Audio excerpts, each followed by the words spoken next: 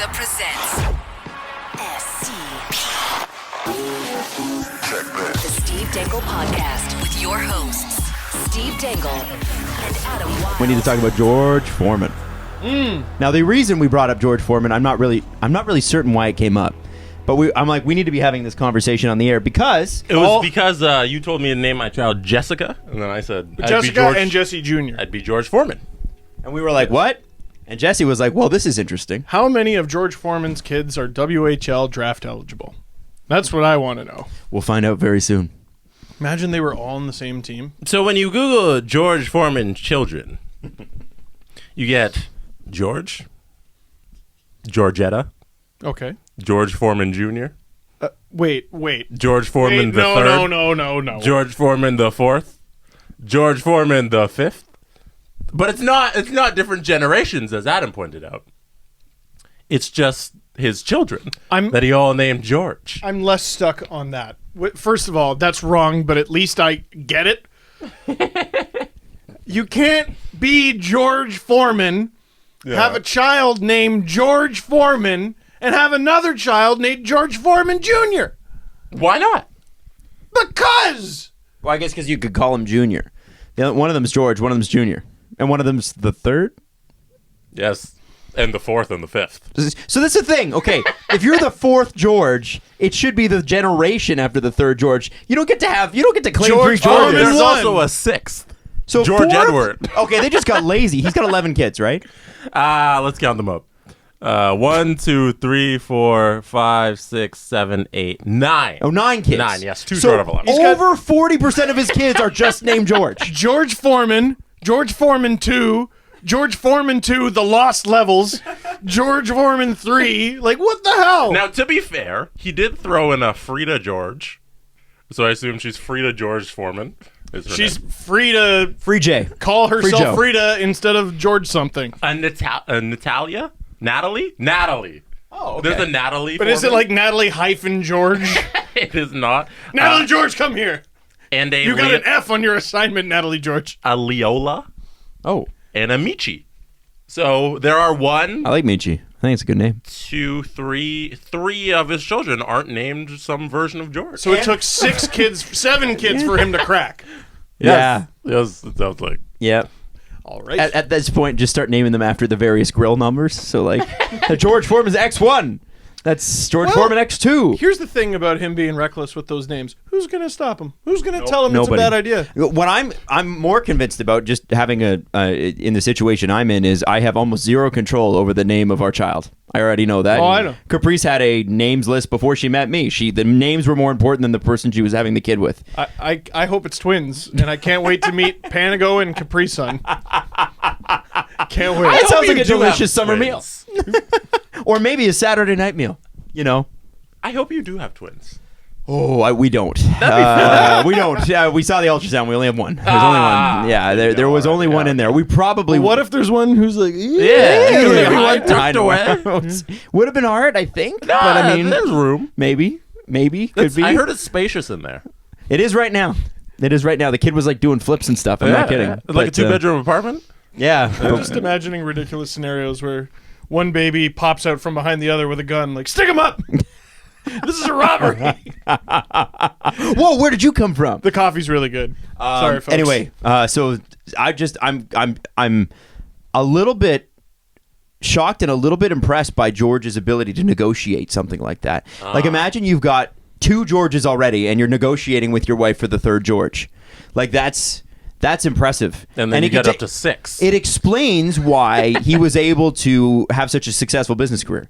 The man Imagine- is very clearly persuasive. Here's how the conversation went. What are you going to name him, George Foreman? Yes. No, there was a miscommunication on the punctuation there. No, that's perfect. Does your opinion on George Foreman's negotiation skills change when I tell you that he's been divorced 4 times and he has married a 5th wife? How'd he do in the divorces?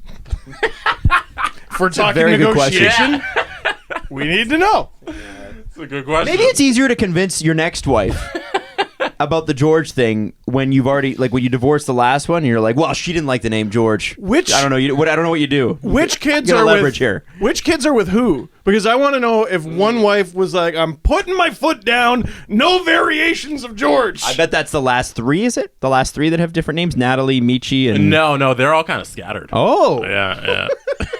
interesting. This is the most ridiculous thing. So you want something other than Nylander talk, do ya? Got your wish. Do you want to hear the nicknames for They got his children? nicknames. So George Jr. is just George Jr. George the Third is Monk. George the Fourth is Big Wheel. George the Fifth is Red, and George Sixth is Little Joey. So we got Monk, Big Wheel, Red, and Little Joey. Go off, George. Do you, George? Whatever. He's a world champion. Yeah, world champ. What are you gonna say? Nothing. He's world champ. Championship names. That's what right. he does. Championship grills burns that Yeah, fat. you know what? George, we're sorry for grilling you. Oh. Wow. We really came at him with the heat from both sides. Oh. See? That was See? good. Thank That you. was good. Thank you. Gave him the press. We just thought that your name choices were a little curious. Oh, Curious George. It's not as good. Oh, okay. Not All as right. good. All right. Not as good. Right. Thanks, Jesse. You know what's great? When you call a joke clever and don't laugh. It was very clever, Steve. Good on you.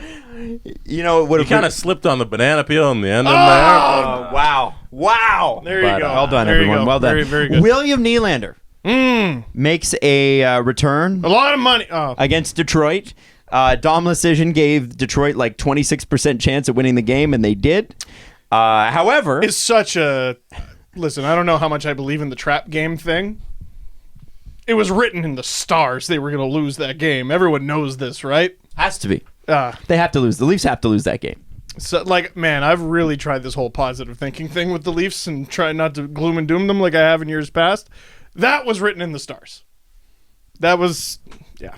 I'm surprised they forced overtime. Well, I mean, it was a great comeback, but I think we should start with the fact that William Nylander actually played a game, so we can talk about him on the ice. And I know he didn't even get a practice in beforehand because the team bus broke down on its way to Detroit. That's crazy, yeah. But, I mean, given that the guy hasn't played... On his way home from... On the bus's way home from Buffalo. Oh, okay. Yeah. Given that he hasn't practiced with the team, I was pretty impressed. Like, Yeah, I mean, he was sloppy a little Sure. bit, but the skills are there. Yeah. You saw the skills were there, the wheels were there, the handles were there. There was one play where he fell down in his own end. I'm like, oh, Willie with the rust. And then, oh man, I can't remember who tweeted it out today, but they're like, what is Gardner doing here? I think it might have been Gus Katsaros. And I'm like, what is Gardner doing there? So that's I don't really an know. ever-present question. Yeah. And Willie, out of the 5 goals that were scored against the Leafs in this game, Willie was on the ice for 0 of them. None. Not a 1. So I don't think he was a liability. He also didn't play a whole ton. He was a bigger threat than he was a liability.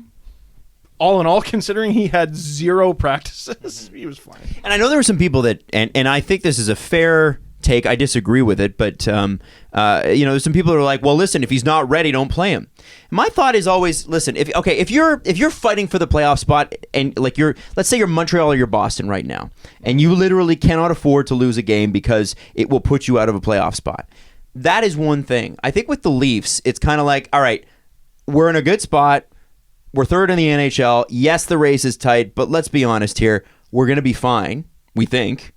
And why wouldn't we? If it puts us at a bit of a disadvantage for the next 5 games to have William Nylander playing, so that he can get up to speed faster, then I'd rather do that because there's nothing. The Leafs really don't have a heck of a lot to lose. He wasn't the problem. Well, no, of course he wasn't. And he wasn't the problem at all. But it just like, he didn't play a shift in the last 10 minutes of the third, right? Yeah, like final 11 or something like that. And that's one where, like, what? Do you guys practice 3-on-3? Throw him out there, Mike. Come on. Like, if anything, that's what he'd be best at. He hasn't been practicing with anyone, so put him out there when there's as few players on the ice as possible. Totally. You've been working on your skating in Austria or whatever? Let's see it. But that whole argument, I think, is just, it's one giant straw man, like putting yourself at a disadvantage or this, that. He wasn't part of the problem against Detroit. He wasn't why they lost. They were not very good against Detroit. And they have a lot of skill. So even if you're not playing him, they still have a ton of skill. And a ton more skill than Detroit did. They didn't show up. They didn't start. You can't lose to Detroit, period, if you're in the Leafs position. You can't lose to Detroit if they're playing their backup. And you can't lose to Detroit if they don't have Bertuzzi and Mantha in the lineup. And Mantha does really well against the Leafs. So disappointed. Written in the stars, man. Written in the stars. If it's a can't lose game, that one's in jeopardy. Now, I wonder partially too, and we've talked about this before, sometimes, I mean, every team has stinkers. Every single team has stinkers. Yes, and the Leafs have had like none. Yeah. Well, except for Ottawa and Chicago. Yeah. But I think that, again, you know, it's good when those games happen. I mean, there's a couple of things that I walked away from this game with a couple of things. First thing is, it's nice to be reminded that the bad teams are still pretty good. Oh, dude. That's great. Especially this year. You you know, can't sleep on a single damn team. And they are a young enough team that they will still do that. I think when you get into the 25, 26, 27-year-old age range, that sort of I'm going to call it immaturity, but I don't know if there's a better word for it, whatever it is. That learning experience has happened already, right? You've had that experience. You know what that's like. You know that you can't take any team really that lightly in the NHL unless they're the Sabres from a couple years ago. Can I be arrogant for a sec? Sure. This year, a win like that is Detroit's Stanley Cup. Like in a season like this. Yeah, I mean, it's one of the bright spots. I think that's a little much. They're not going to win a ton of games. They were up for this one. Yeah, they felt good. They were Sure. And all the odds were stacked against them. And they did it. All of them, and they won anyway. And good, and that's great. I think that this is a great game for Mike Babcock because it shows what he always has to say, which is you got to get up for everybody, and people are targeting you. Not only are they playing the Toronto Maple Leafs that are a good team, they're playing the Toronto Maple Leafs that are always like a national game, and a lot of eyeballs on it. A lot of guys from Southern Ontario, they're going to get up for that game. And I think that the Leafs have to kind of understand that, and it's not, I don't want to make too much of it, but I definitely think that that's great. The other thing that I loved was that they came back. And they came back in a roaring back. That wasn't even, it was like, no, we're going to come back. It's happening, whether Detroit likes it or not. And I love that because that's the kill switch, turn it on. Overtime's a crapshoot. There are going to be games where you lose. But they came back Dylan and they Larkin came on the ice. Jeez. Totally. But they came back with What a a vengeance. chicken shit goal. Sorry. It came back with we'll a get to vengeance, him. is my point. And it was like, all right, no, we're going to take over. And the fact that they're learning how to do that, they talk about finding a way to win with good teams. And what that means is even when you have a shitty game, you come back and you win. And at least, they weren't able to close it out on this one. They had their chances. Tavares made, I have to be honest, he was great all game. He made a bad move in overtime. Bad move. Okay, They still got a point. Yeah. Like, it's not the. And I'm not going to get mad at John Don't deserve Tavares. it all. Yeah. And They they got it. didn't deserve it at all. Except that and it maybe might they come up did big. because they came back. I mean, you can't guess. say that a team Yeah. doesn't deserve it when they come back from 3 goals down. Yeah. And should Sparks have had 2 of those goals? At least one. The third Yeah. was particularly bad. How? And the first one, The first one where it's kind of at that I bad thought- angle. but he was screened, but he was looking around, and I thought he could see it. And generally speaking, if you see it, you should be able to stop it. He didn't have a great game. Why does it always have to be a discussion of should Sparks be on the team or shouldn't he? Every freaking game, every win is a victory. Told you so. I told you so. And every loss is a man. Someone was like, man, he was in the ECHL. Goalies go through the ECHL all the time, and that was like 2-3 years ago. What are you talking about? Also, I just want to throw this out there. Last year, when Mac was backing him up, it was, is this Mac's last game in the NHL? That was In literally the NHL. That's what people were saying. Oh, Mac's been really good since they picked him up for nothing, but it's going to fall apart tonight. This is the night. It's a mentality thing. It's a Leafs thing. People need to understand what a unicorn Curtis McElhinney is right now. This does not happen. The Leafs played the odds, and They won. Do the Leafs have 2 extra wins? wait, one? You think they No, they won? lost. Oh, well, they On the won picking McElhinney him up, I odds. mean. well, and they then- won. Yeah, they won picking him up. Yeah, they for lost free. it. Yeah, sure. Absolutely. He's a starter in Carolina. There's no question. But over the long term, which we haven't seen yet because it's been like 8 weeks since they lost him, is that going to be the right choice? Remains to be seen. It's a little bit like the Willie conversation. The conversation with Sparks from the beginning had nothing to do with this year. It's about like McElhinney. You're losing him. You're just gonna lose him. Would you rather have lost Sparks and Pickard? Now, remember, a lot of you just screamed yes, and you're saying that now, but at the time, it would have been a dumb move. You would have been losing 2 goalies in their mid-20s. And one of them was the AHL goalie of the year. And another was like still top 10 in the league. They were both ready for their deserving shot. And McElhinney, was basically at the height of his value in his entire career in his mid-30s. And they still I hate that it always has to be a discussion of should or shouldn't they be on the team. Let your backup goalie be the friggin' backup. Look at how the Leafs just toyed with Detroit in the third. This loss was not Sparks' fault, and he was bad. Can both things be true? Sure, I think yeah. And I don't think it means that he's not an NHL goaltender.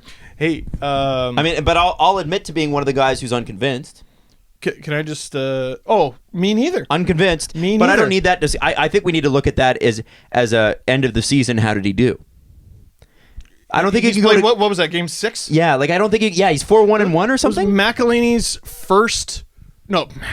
Anderson's first night off that didn't involve an injury or the second half of a back-to-back. I think since he was a Duck. That's bonkers. That's absolutely insane. Or it might have been the first time since Jonas Enroth. Yeah, maybe. Remember that? Wow.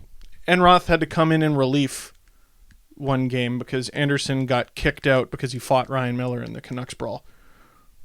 I don't know if Anderson has ever had a day of rest as a Leaf. Mm-hmm. It's bizarre. Became a Leaf in 2016, man. Yeah.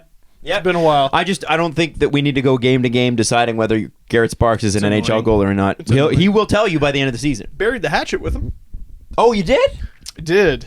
So we were at... By the way, give us the context first. Tell us the backstory. Yeah. So, I guess there was no hatchet ever, really. I'd spoken to him. I think it was a you hatchet. It was a me. You hatcheted the relationship. Oh, I made it. Yeah. No, And you hatcheted it closed. And you hatchet your own head. Everyone I told that story to, looking for like reassurance, they're like, "Oh, it couldn't have been that bad. What happened?" They went, "Oh."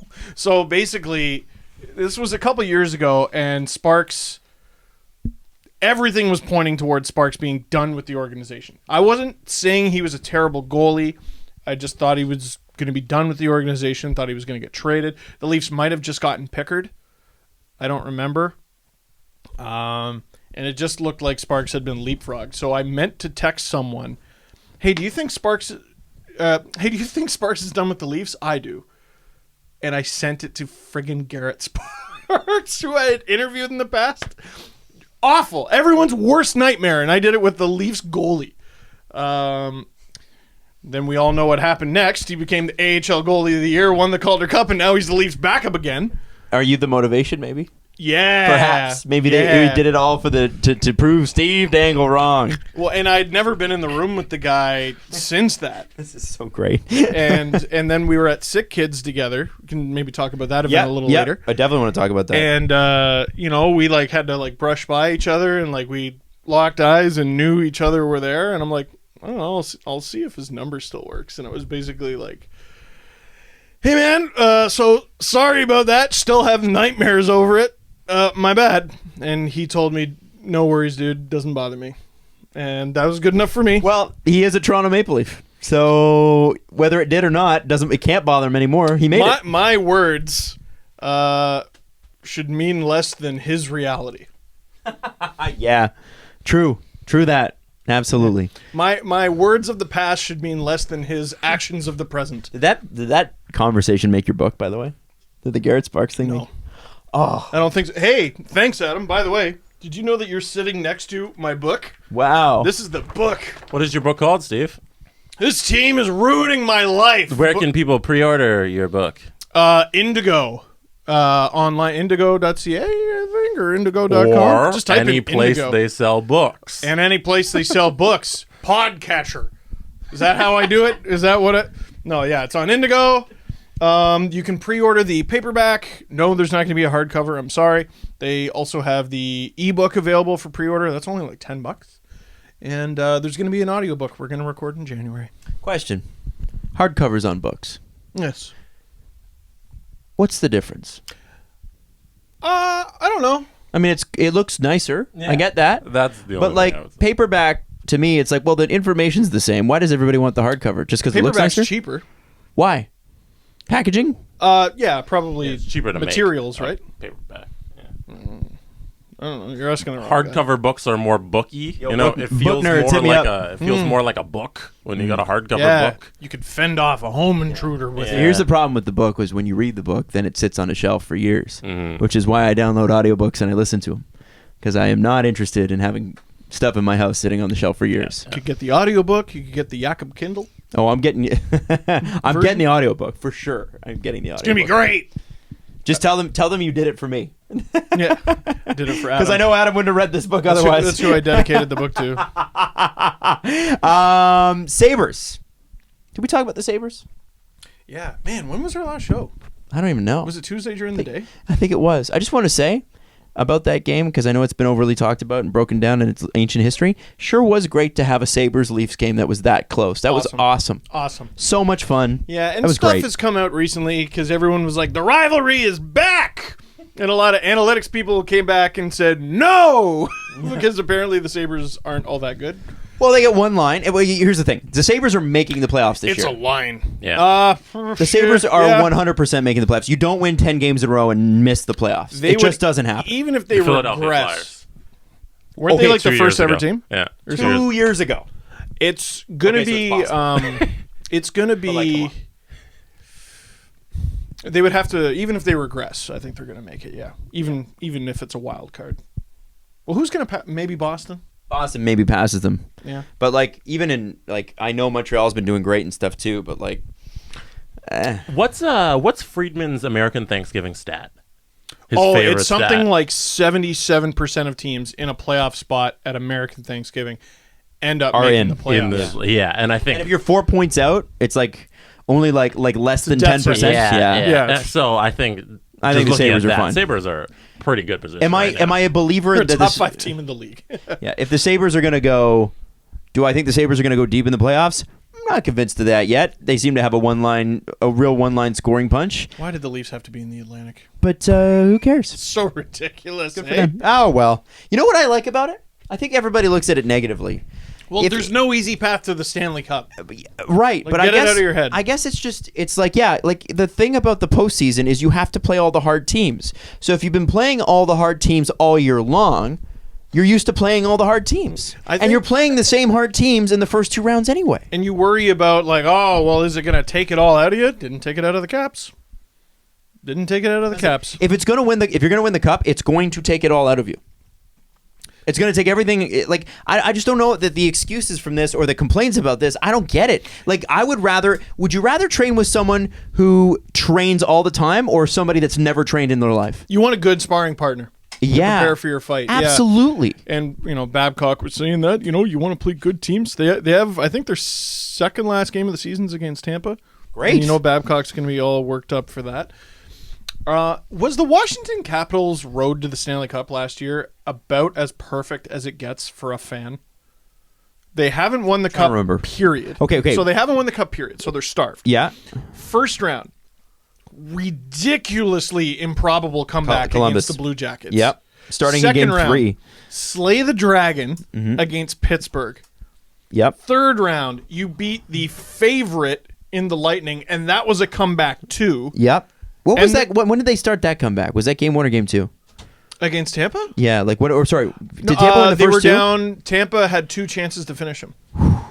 And Holtby, I 3-2. believe, got back-to-back shutouts, if I'm not That's mistaken. incredible. Yeah. And this was after didn't Grubauer start the playoffs for the Caps? Yes, he did. Yeah, the first, and it was actually because he was playing much better than Holtby, and then as soon as they put Holtby in, they started to win. Holtby wasn't even their starter for all of last season. No, it's amazing. And then the Stanley Cup final against Vegas. Against You the get all team that literally like had all the magic. all of it. All of it. It's oh god, it's the dream. It's I'm great. so jealous.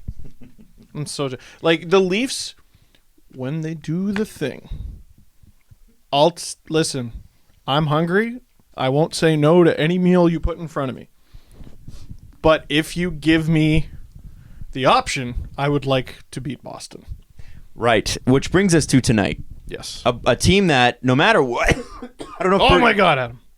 Were you aware that you coughed on the recent episode? You stupid! No. Where's now, the cough button? I don't know this. Is Bergeron back tonight? No, I don't believe he is. so- McAvoy, I think, is. I don't think you get a true. Played 2 games already. Yeah. I don't think you get a true test of the Bruins until Bergeron's in the lineup. But Yeah. this is a team that is still very good. That is definitely going through some adjustments, but they're not a bad team, and they will still probably finish top 3 in the Atlantic. I am wondering why this team has the Leafs number, and if the Leafs are worried about. Like, it seemed earlier in the season that the Leafs were still a bit intimidated by the Bruins. I think it's a little bit of a different story now. I think they've got a lot more confidence than they did the last time they played the Bruins. Can I just update on Bergeron? Sure. So in about 2 weeks, they'll find out if he needs surgery on his shoulder/collarbone. If surgery is required, Bergeron is likely done for the season. Wow. So there you go. That's enormous. Yeah. Why is that not the talk of the hockey world right now? Yeah, that came out yesterday, December 7th. So, okay. So let's pretend now he's out for the season. Okay? And the Bruins fall out. They missed the playoffs. They miss the playoffs. That is huge news for the Leafs should also drop out of the playoffs because they need to beat Boston to do exactly. anything this year. Yeah, You know what? we don't even want it anymore. So it's huge news for the Leafs because it's a relief for them. It's huge news for the Sabres. Huge news for the Habs. Just going to say, Habs might freaking make it if the Bruins don't. Dude, they might. here's the thing, what we could be seeing this year, we could be seeing a Leafs Montreal or a Leafs Buffalo first round series. Dude. Right? How great would that be? Oh, I know, with no offense to Buffalo, just for the historical aspect, Oh, I want Buffalo too. Anybody who want it can get it. No. I want the Leafs to win a cup, and I don't care who they play. But I want the Leafs to play Montreal. Yeah, that's pretty great. 'Cause that would First just- time since '79. Like, would you not want to go to the Bell Center and see that? Oh yeah. Like, we'd have to go stay at Berkshire's house, so we'll go sleep on his floor. But But you think he's gonna let us stay? He's gonna remember he's a Habs fan, and he's not gonna want us within several kilometers or of the place. he'll let us stay, and then when we get to his house, he'll just leave the door locked. Be like, oh, I'm sorry, I forgot you were coming this weekend. Oh. No, but that whole thing about him not being a Habs fan, So you that's gotta. gonna die pretty quickly. The room is just Yeah. full of used diapers. It's just going to be disgusting. Hey, besides the standings and playoff implications, if the Bruins fall out of the playoffs, I'll throw this idea out there again. Chara, he's on an expiring deal. The guy's gonna retire. Is I he don't on an think- expiring deal? Can you check that? I'm pretty sure he is. Didn't he sign a 2-year extension? There's no I way. thought it was 2 years. Isn't he 40? Yeah, but, Boston, they're crazy. David Backes still. Yeah, but And- he's still Zdeno Chara. He is. Well, he's always going to have Zdeno Chara's reach. That video of him climbing the rope in the gym, that's one of the most ridiculous things I've ever seen. Like a person climbing a rope is not that amazing. It just looks ridiculous. Yeah, especially because it's like a snake. It's like he's just so huge. Nagini. It's like a boa. He is on an expiring deal, by the way. Oh, he is. Okay. $5 million UFA at the end of the year. He's also injured. He's on IR. He is also injured, yeah. So I don't know when he's going to be back. And he plays the right side, does he not?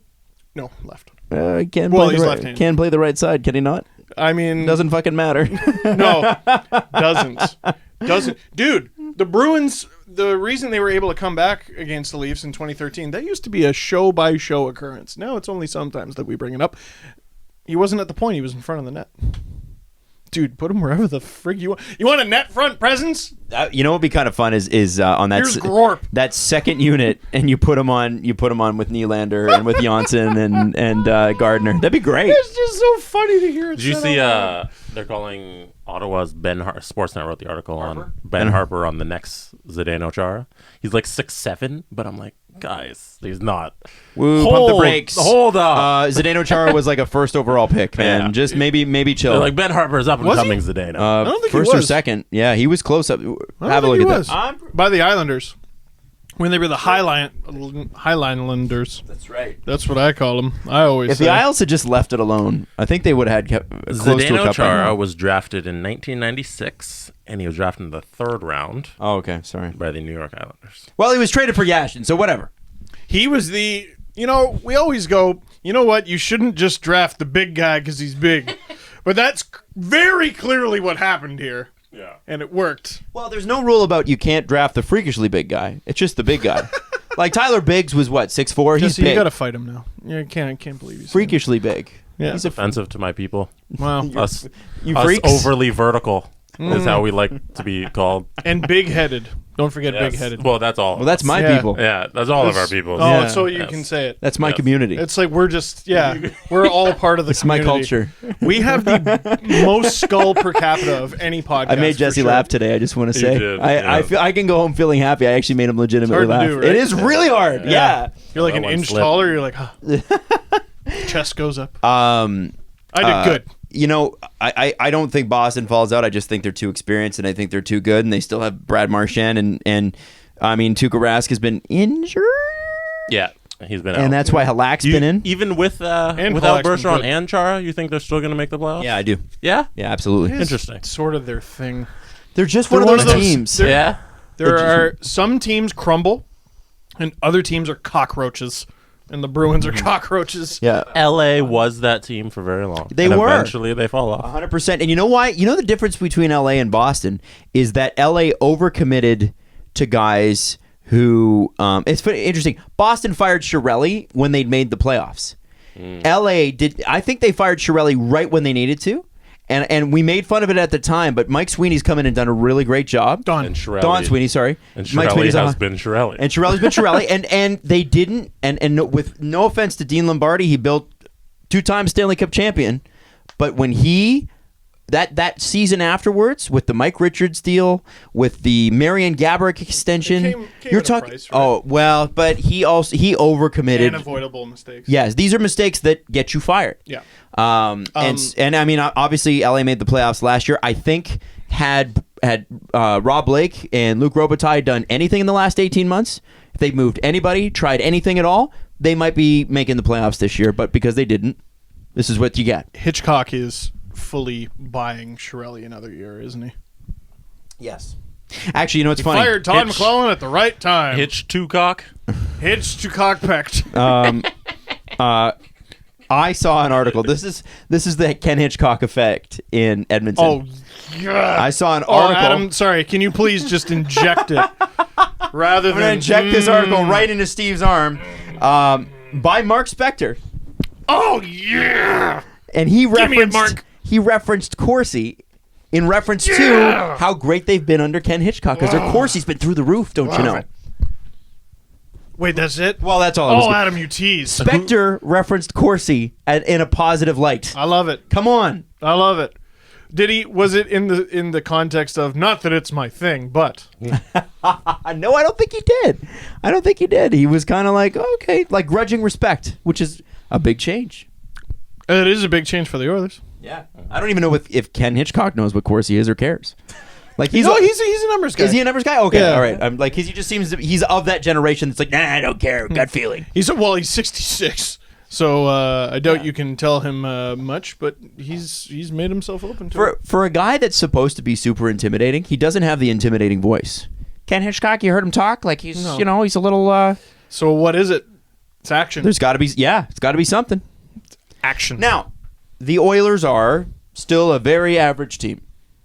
Who have won a bunch of games recently. Do you believe? There should never be a scenario where the Oilers with Connor McDavid miss the playoffs. I don't care if they're a good team or not. Like, they should be able to be mediocre and make it. In this division, yeah, I believe. You I guys mean, I don't believe, but I believe. Do you guys Know want what to I take mean? a look at the Does that make numbers sense? under Hitchcock? Okay. Take a look at Under their McClellan. very improved record. Yeah, under McClellan, 9-10-1. Under Hitchcock, 5-2-pecked and 1. Goals per game under McClellan, 2.85. Under Hitchcock, just 2? Like average, like goals. That's confusing. Well, I There's think goals against it's saying 3.3, and then under Hitchcock Okay, it's well, way that's down probably to because they got blown out in one of their games. So on average, they're still being outscored. Is this graphic even right? Yeah, but they got blown out. That's probably why. Yeah. Look at the save one blowout percentage. will The throw save the whole thing. percentage. See, this is The a shots weird Wait, no, thing. against- though. don't say look at the save percentage. Tell us No, what the no, save no, yeah, percentage sorry. is. So the save percentage under McClellan was 891. Right. The save percentage under Hitchcock so far has been 917. Now, you might go, wait for that to regress. Either it is regressing now, or, That was the regression. well, there's something to... Because one thing people say about Ken Hitchcock is he's sort of able to turn goalies into gold. Jake Allen, man. Brian Elliott. Wasn't Brian Elliott under him in St. Louis? Yes, he was. He got him both of them. He got himself a couple good contracts out of that with Calgary and with Philly. I'm just Also- saying. And they're hitting more. Well, I'm just gonna say I love that sports that included hits. Yeah. Oh, yeah. 28.8 hits versus 23. Lucic. First line. Is Lucic on the first line? He better be. Get those numbers up. Those are rookie numbers. Well, hey, listen. I think saying it right now, December 8th, Oilers make the playoffs. Sorry, a video started playing on my phone That for is a something I want to take. bring All up right. later. All right, Steve. I'm gonna agree with that. You don't agree with that? I'm gonna take the no. I'm gonna take the nay. Nay. Although I do kind of feel like that. I'm gonna take the nay just to be different. Just to be I different. do think they are gonna make. I'm sitting on the fence on this one. I'm gonna say no. The Oilers do not make the playoffs. Screw the Oilers. Oilers, man. They're currently 1 point out, by the way. Yeah, no, they're totally making the playoffs. Let me. I want to see the Western standings. Okay, so if the Oilers, who are 1 point out, so is Minnesota, in the first round. Wait a tick. 38. Oh, Nashville, Colorado. We need you to slow down. All right, we need you to slow down. I don't think Colorado's gonna slow down. You know, I don't think Nashville's it gonna slow is down. not out of the question that we could have a first round matchup between the Oilers and Flames. Oh, wow. Yes, please. Yeah, that would be- all the hockey. Also, can we talk about how the Sharks are 1 point out of being out of the playoffs? What is going on? Maybe the least expected is that the most disappointing season any team is having right now? Chicago, I mean, it's very disappointing, but no one expected them to be that good. The Kings sort of in the same boat, although they've been cataclysmic. The Blues are very confusing to me, but the Sharks were supposed to be the team. Mm-hmm. The team! And they're in the playoffs, so I won't grill them too hard. You say under no circumstances should the Oilers miss the playoffs with Connor McDavid. Under any circumstances should the Sharks miss the playoff with Erik Karlsson and Brent Burns. That's ridiculous. Joe Pavelski. It's absurd. Logan Couture. Don't even name the forwards. Don't name a single one. Like, you have those Mark two guys Edward in your team. Vlasic. Yeah. You have those Timo two Meier. guys. Timo Meyer's having a great season. Oh, yeah? Like, man, I don't get it. Amish Hurdle. Something is wrong in San Jose. Carlson does not resign there. I don't think so. There's no. I mean, it's December. A lot can change, but there's just no way, right? We didn't mention Evander Kane. Big addition. If I were them, I'd be calling. I would be if they could afford it. I don't know if they can, but I'd be calling LA about Kovalchuk. Just to see. Who's on IR right now? IR. Hey, Ilya, you want to take 3 weeks off and make a lot of money? It's LA. It's a fun place. What a nightmare division. Okay, so Except for Calgary, who is rocking it. They're not getting enough love for how well they're doing. no, because all we did was talk about the goaltending hiccup that they had at the beginning of the season, and then they've been kicking ass ever since. And Rittich has been incredible, and Mike Smith has played his best 5-game stretch in a couple years. Except for the blowout earlier this week. Except for that. Yeah. 8-1-1, by the way. 4 in a row. They won that. They won that game, though. They won that. Yeah, That was on against- ice serving 9-6. That is the type of game that makes John Tortorella, like, shortens his life. Because 9-6 with John Tortorella. All right. So we talked about his outfit, and you defended it vehemently. Well, because he had a thing, but then now he's starting to wear fleeces, and I'm like, Hoodie? John Tortorella's losing his mind. Is he sick? No, man. Why is he? He seems cold. He was wearing like odd layers. Now he's wearing. Maybe I'm confused. Maybe he's dreaming a lot about Bobrovsky and Panarin leaving next year, and maybe it's chilling him to the bone. I am confused about. There's so many. This is a weird. Is this a weird season? Yes. This is a weird already season. a weird season. There's a lot of strange things happening. Also, I want to mention Budweiser Selly season. So here's the deal. We're going to make the contest a little bit different because we've been doing the same thing for about a month, and we think it'll be more fun. I was talking with Budweiser. Leading into Christmas. First name Bud. Chris Chumas. Last name Weiser. Middle name George. That's right. Yeah. George. Leading into Christmas, what we want to do is have you send us your favorite Selly, not one that you've created, just your team scores. You love that Selly. You rewind it on your PVR or on your streaming device, your podcatcher. And you send it to us. Can I send in mine? Sure. To the Steve Dangle podcast? Yes, but you have to use what? Hashtag Selly season. That's right, SZN. And SZN. what else do you have to do? I have to tag at Adam Wild, at Steve Dangle, and at Jesse Blake on Twitter. Now, Steve and at Budweiser Canada. Oh, Jesse knows. And by the way, I have seen a few people tag at Steve Dangle, which I have done from time to time. It is Steve _ Dangle because it was made in 1998. Yes. When I was 10. I got in early. Got in real early. You know, I got mad respect Twitter for fad. I got mad respect for people that have an underscore before they get to their first letter. Underscore whatever your name is. I'm like, ooh. You're bold. You're late to the party, aren't you? They're making you wait. The Seattle hockey team, they're NHL Seattle _ Because somebody already got it, right? Squatted on NHL Yeah, see, Seattle. that's smart, man. It's They super should smart. just be. Oh, okay. I got it. Jeff Merrick wants them to be the Seattle Sasquatch. Really? No one's. I mean, they got Metropolitan that they can't even use. They can't even use the Twitter because someone squatted on it. Sasquatch. I got one. The Seattle Sasquatch. I got one from Hey Peter Scott. He DM'd me. This is why it's good to have your DMs open. I can't get back to all the DMs I get. I get a ton of them. But I get more DMs. I get more DMs than I get at replies. Like I get loaded with DMs. But this one's a good one. That sounds like why you don't do that. Well, no, it's never like you were worried when I got Snapchat because you thought I would just get dick pics, and I did. You did. I guess people don't. Can't wait to make some new friends on Snap. That's a penis. Are we still talking about Budweiser Selly season? Are we still no. We're moving on to Seattle. I never got to send in my Selly. Oh, okay. Well, We were basically, I mean, listen. Here's the deal. No, but I want to send in my Selly. Well, you could. This is have your. it up. This is your shot at some Budweiser swag. Maybe possibly including a Budweiser Red Light. But let's talk about Seattle's name for just a second. Send in my Selly. Send it in. No, I want to play for you guys. Oh, okay. I thought you were. Wait, you're doing. All right, Jesse's gonna do this, and then we'll get back to Seattle. Okay, Jesse, show us. I want to send in the Matthews OT snipe and then his Selly. By the way, Wait, you're just submitting his celebration? that's what you're. That's you what celebrate we're doing. Yeah. That's the contest. Oh, I thought, but you're not reenacting it or anything? No.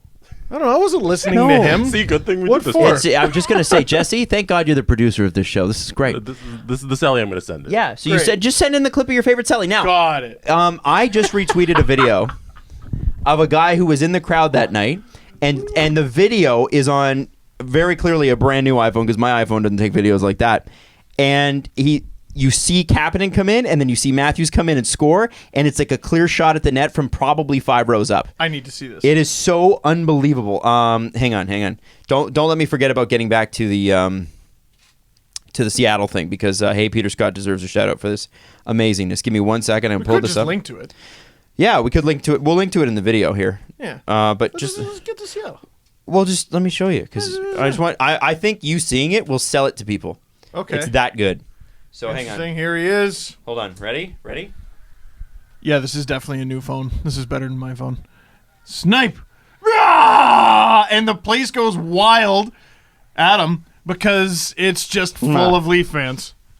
You see? You see? Yeah, Adam. You see that's your name. Yeah. Wow, that's quite the phone you have there. Uh, Sir or madam? What is it? Hey, Peter Peter. Scott. Great pun alert. And it got my attention. I'm like, great pun alert. Well, I will read this DM. And he says, Seattle should name the team the Manatees. Since manatees are the cows of the ocean, the team would be the Seattle Sea Cattle.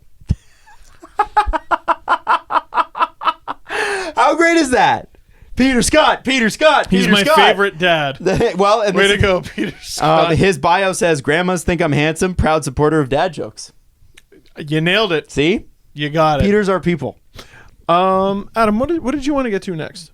Well, I was hoping that we could talk about. There's one last thing with the Leafs that I'd like to bring up. Okay, because I have an underrated hockey Twitter thing. Hit it. Do it. We got time. You hit it? Okay. And it's not even a Leafs thing. It's an NHL thing. All right.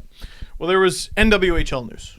So the Buffalo Beauts fired Craig Muni and Rick Sealing from their coaching staff. Okay. So Rick Sealing, I guess, is also a play-by-play guy, either for the Providence Bruins or the Rochester Americans. I'm not sure which. Is this going to get bad? Oh, yeah. So, Jesse, can you add audio? Yes. Just after, even though we don't have the board? Okay. So this is a tweet from Steelopus, I'm going to say on Twitter. This was the most awkward moment I've ever heard between a play-by-play guy and his color analyst, as Don Stevens didn't know yet that Rick Sealing had been relieved of his duties as coach of the Buffalo Beauts. Holy moly. And then Don just jumps right back into his play-by-play cadence. So basically... Here, play it. Okay. Just play it and Jesse will insert it. Rick Sealing tonight got his priorities straightened around. He's here for this game instead of the normal Friday night practice with the Buffalo Beauts. Craig Muni running the practice, I assume. No. You got a game tomorrow, right? The Beauts do. Craig and I were relieved of our duties an hour before game time tonight. No, really? Yeah. I did not know that. Wow, you told me to hang on to my chair and they puck around behind the net on the back boards. Can I just be honest? sucked. That is not Don Stevens' fault. That is definitely Craig Sealing's fault. If you get... Yeah, you should maybe mention that. If you are broadcasting, absolutely you mention that. Oh, here, there's another tweet. I should add, I have no doubt that Don Stevens must feel absolutely mortified But that's not his about fault. that exchange with Rick Sealing. Just brutally awkward. Yeah, man. Gosh. Look, just from somebody who broadcasts with teammates all the time, that's called hanging them out to dry.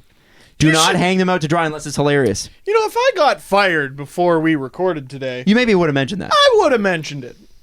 I would have let you know. Oh, that's a rough one. One of the things I think people forget, and that's okay. I don't expect people to understand, a job that isn't theirs. Yeah. But if you have like me and hockey players. Well, I mean, like it would be like me trying to lecture somebody on how to plumb a basement. Like I don't know how to do that. I don't know what the hell you're doing. But one of the things that you have to do is be very open about your life, because if you're having a bad day, if Steve's having a bad day, if I'm having a bad day, Jesse's having a bad day. Jesse never has bad days. But when guys like us who are emotional have bad days, we usually have to say, hey, listen, I'm having a bad day. Here's why. Let's not focus on it. Let's have some fun today. But just so you know, just in case we seem a little bit off, right? Yeah. And I have to be open. Yeah. Oh, me too. One time, Mrs. Dangle was like, "What's wrong?" And I sat there and thought about it, and I was like, "The lady at the glasses store was rude." And I realized I was in a bad mood that day and all day because she wasn't even rude. She was just ever so slightly less than polite. Right. So if there's a major life thing that changes in your life, whether or not you are very close with your co-host or not, we happen to be very close, but not every show is. Not every show even likes each other. You kind of have to tell people that. And I know that it's like an hour before game time tonight he was relieved. That sucks. But still, man, give your guy the heads up. Just say, hey, maybe don't mention that. Yeah. That's sort of the thing. But anyway, That's best to him. Hope he picks up another job coaching elsewhere, because he clearly loves it. And best to him. The oh really? That made me physically uncomfortable when he said that. What? Yeah. You know what? You told me to hold on to my chair, and it would have been great if Don had said, "Oh, sorry," but what's he gonna say, right? Yeah, what are you gonna say at that Sorry moment? about that. Like, I don't know. What do you do? Like, do What do you you try say? to make a joke? don't So know. you got the night off then? Like, what do you say? you don't know. Oh, it's so I guess we can go for a beer after the game. yeah. Like, I don't know. I don't Maybe. know. Maybe. That's rough. That's really rough. Hey, So your Friday opened up, is what you're saying? Yeah. I am going to. I'm gonna call hockey Twitter out a little bit here, not because I don't love you guys, Oh, are you? specifically you, Ian Tulloch.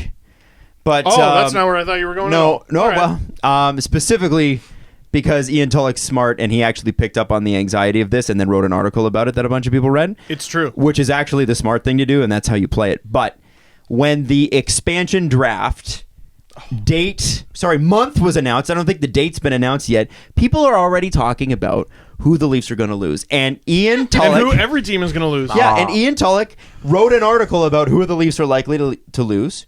And... we're 3 years out, guys. I want you to remember that there are probably... what are there, 3 guys on this team that were here 3 years ago? Oh, if that. Gardner, Riley, Kadri. Like, actually on the roster? Gardner, Riley, Kadri, I think. Then maybe Sparks. Yeah, Sparks. Yeah. So, I mean, obviously Seeing the Leafs him have take had on Bernier, I was like, oh, that was a dark time. the Leafs also at that time didn't have players worth hanging on to, quite honestly. No. But maybe with the exception of Phil Kessel. But the point is, don't worry about it, man. People are talking relax. I saw people getting into actual arguments about whether you'd keep Sandin or Liljegren. Listen, no disrespect to either of those players, but come on, they haven't played a minute in the NHL yet. Now listen. We don't even know if they're NHL players. I get my neck up a little bit when people go, you shouldn't even talk about this. You shouldn't be interested in it. It is our job to talk about the minutia. Oh, I use the word. And get excited about the most ridiculous parts of hockey. This one, I'm putting my foot down. Yeah. Too ridiculous. You can talk about whatever you want. Ridiculous. Ridiculous pecked. You can talk about who should be a healthy scratch on your team's ECHL team. I don't give a shit. This is 3 years down the line. Can we start making plans for 2021? Like 3 of us? Oh, we should go out on Friday, February 16th. You know, I'm not going to commit to that because something might come up. No. I think you know where you're going to be in 2021. I think if you ask Kyle Dubas, he'd be like, I don't know where we're going to be at in 6 months, man. No. I mean, I have an idea of where I'd like us to be. Who's going to be on the team? We have no idea. I saw a tweet last night that was basically, when you're 20, 15 people could show up to your house at any given moment. When you're 30, it takes 2 months to see one friend. 2 months of planning. It's true. Yeah, dude. 2021? Well, I have no idea. June 2021 is what we're predicting. I'm gonna be Leafs GM. That's how much time that is. Do you have any idea how much shit can happen? I'm gonna be Leafs GM. Watch. You watch. You know, the Oilers are making the playoffs. You know what makes me happy is that I just don't give a fuck. Like, I don't care. Yeah. I don't care what they're... You know all I care about? You know what I want them to have at that point? Stanley Cup rings. Give me some rings. Plural. At least Rings. At Give least me some damn rings. Enough time. Don't care. Yeah. Until that is an issue, it's not my... This is the one thing, like Lou Lamoriello, one of the great Lou Lamoriello-isms that exist are, if you have time, use it. And I have time. That anxiety is for the future. That is not now anxiety. That anxiety is for like a week out because we'll probably be in the playoffs and not talking about it. We're talking about the playoffs and like it'll be 2 weeks after that and we'll worry about that then. And it's going to be like it was last time. You're losing someone. Oh, no. So is everybody else. Everybody. Every last one of them. Although, remember when you were upset that we lost Brandon Leipzig? I'm still mad. Still mad. Well, they're really, I mean, he had a lot of potential. I'm mad they lost Levo, too. Well, that was the right thing to do. We're Levo pecked. Have we talked about that trade? I don't think, have we? Yeah, Oh, yeah, we we did. did. Yeah, we did. By the way, I don't know if anyone heard it. great for him playing with Besser and Pettersson. Great to see him score right away because, of course, What a cushy job. that's a great job. Come And you know on. what? Playing with Pedersen? What a perfect guy for that job. He doesn't need to carry the puck. He doesn't, like, that's not what that role is, and that's not what Josh Levo is. But, man, is he in the right place at the right time? Sure. Is he got a great shot? Yes. Levo doesn't play with the puck a ton. No. He's not that Puck kind of doesn't guy. stay on his stick for very long. He's either a banging guy or a snipe guy. Yeah, let Pedersen carry it. Claps shit bombs. Clap shit bombs like a man. I don't even remember the goal he scored on, but he clapped a shit bomb past him for his first as a Canuck. Look out, Seattle Sea Cattle. You got a shit bomb coming your way in 4 years. 4 years is going to be Joshua shit bombs aplenty. You bunch of chicken shits. I can't The believe coffee's good, folks. I still can't believe you said clap shit bombs. And we didn't react. a man! I didn't even remember it. I don't even like that after people tweeted it at us. I was like, no, I didn't say that. You did say that. I'm the equivalent of someone like dressed and acting completely ridiculous in downtown Toronto, and all the locals just walk right by it. Like, I am that to you. I saw Spider-Man riding a longboard this morning down Queen Street. Oh, is that Toronto Spider-Man? Toronto Spider-Man. Yeah, And this is the first very time normal. you've thought about it since you saw it. Yeah. Like, it's just a regular thing. Well, because he hangs out at Yonge and Dundas on top of those electrical boxes and just kind of poses for Yeah, people. I have a selfie. Oh, do you? Yeah, Oh, okay. and I forgot about it. This is the first time I've thought about it in 2 months since it happened. Have a selfie with Spider-Man. It's just a thing that happens. You know where that doesn't happen? Bowmanville, where I was earlier today. It's just Good point. It's a crazy city thing, folks. And then you get completely like blind to it. You're like, oh yeah, oh there's a guy. Oh, there's Toronto Batman. And meanwhile, posing with people.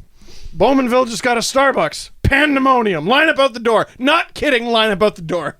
Starbucks in Bowmanville. The event of the damn season. See, They don't have a zoo anymore, so they need something else to do. Starbucks. The Montana's next door. Oh, it's coming. Wait for that dinner rush. You know what's great is Everyone that in the town comes out Everyone in the town. for the opening of the Starbucks. The Starbucks. We tried to pre-order on the phone app. Oh no!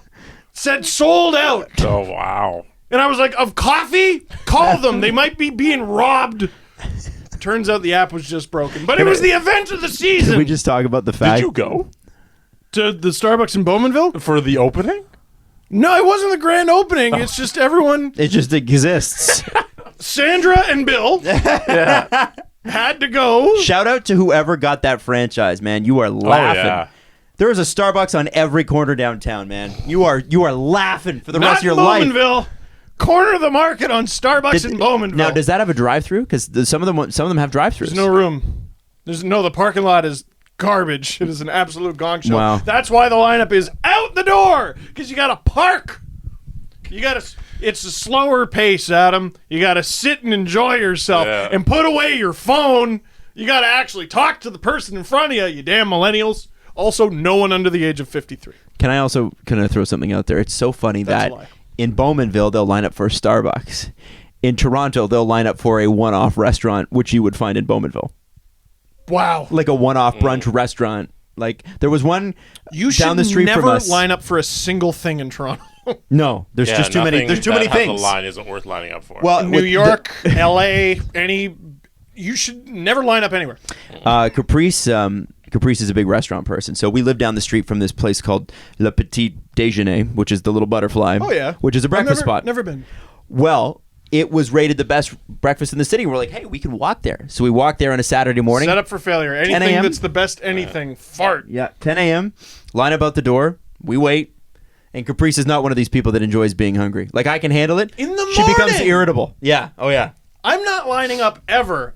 I'm not lining up in the morning even less than that. And this is years ago when I didn't quite know how to handle it. Like if we're ever going to go line up for food now, I would be like, have a snack first. But back then, I wasn't smart enough to pick up on that. So, and she'll... Did you line up? Pre-eating at your house? That's what I So would... you lined up at Zoe Deschanel's. Do Chanel. Yeah, exactly. I'll allow it. And we went in and had cold waffles, and they were awful. And so, Steve, you're right. That's a really long story just to tell you that you're right. Don't line up for breakfast food, especially because it's the same everywhere. How do we get to this? I don't know. It doesn't matter. Bowmanville has a Starbucks, everybody. Yes. So we were talking about And also a Fionn McCool's. Let's line up out the door. Finn McCool's. They do now. Wow. There's a very clear, there's a plaza with a tag on it. shocked. Brand new. I'm shocked. Fionn McCool's, a Montanas, and a Starbucks. And it's just pandemonium. So my point is, Yes. in bringing this up, don't get anxious now about who the Leafs will lose in the expansion draft. You have no idea. We have no idea. We They're gonna can't lose a project the guy lines. named Chuck Bowmanville. That'll be his name. And then he'll go on to have a Hall of Fame career. And we'll be like, imagine the Leafs would have won a cup if only they had managed to retain Chuck Bowmanville. Shout out to Jake and Smallwood. Yeah, why? He was third star of the week this week, I Oh, believe. yeah. Really? Yeah. He's kicking the ass. dub? Yeah. In the dub Nice. HL? Yeah, He he's had a bit of a slow start. no, he's killing it, man. Nice. Yeah. Love it. But who knew the guy that we torched on our show when he was 14 would go on to be a really, really good hockey player? Holy! When you type in Jake and Smallwood in Google, it comes up Steve Dangle.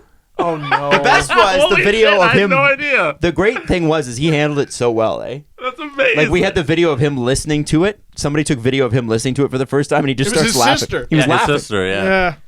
That's the thing in like, okay, I have to be honest. It's either hockey's a small circle, right? Because every freaking time, like, there's somebody who's either heard, like, every time we talk about somebody, there's somebody, that person either heard it or somebody told them about it. It's like it's not a huge community. Oh, Dylan Larkin heard last show then. You think so? No. Well, I don't think it's that. I'm not really sure it was NHLers. No. But If But anybody beyond- wants to go back and listen to when Jake and Smallwood was on the show, it's the June 10th, 2016 episode called Name Game.